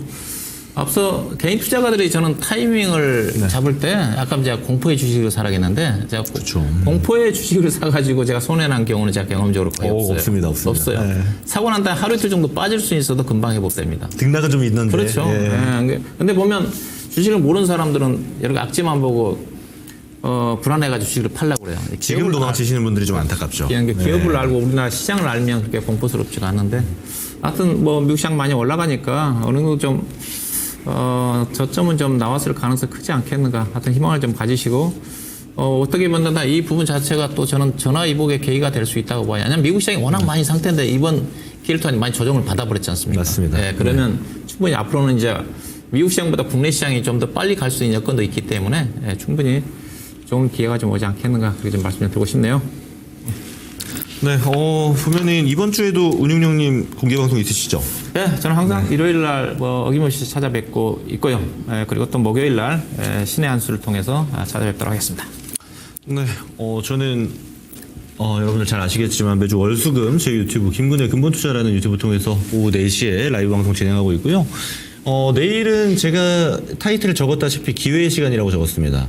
물론 제가 타이틀을 정한 건 지금 미국장이 반등 나오는 걸 모르는 상태로 적었어요. 그러니까 기술적으로도 그리고 실제로 우리 국내 증시가 가지고 있는 우리 운용님께서 잘 설명 주셨지만 PBR로 기준으로 봐도 너무 싼 위치입니다. 당연한 반등이 나와야 되는 자리이기도 하고요. 자, 그럼 지금부터 중요한 거는 올라가는 건 다 같이 한번 올라갈 거예요. 하루 이틀. 근데 그 다음에 차별화가 나올 겁니다. 무조건적으로 될 건데 그럼 여기서 우리가 끌고 가야 될 애들은 뭔가 그리고 지금 반등 나왔을 때 정리해야 되는 애들은 뭔가 이런 지점 구분이 좀 중요한 타이밍인데 그런 섹터 종목에 대해서 내일 좀 설명드리는 시간 가져가 보도록 하겠습니다. 자, 1시간 동안 1시간 반이죠. 우리 야인시대 시청해 주셔서 감사드리고요. 다음 주 화요일에 다시 만나 뵙도록 하겠습니다. 네, 고맙습니다. 고맙습니다.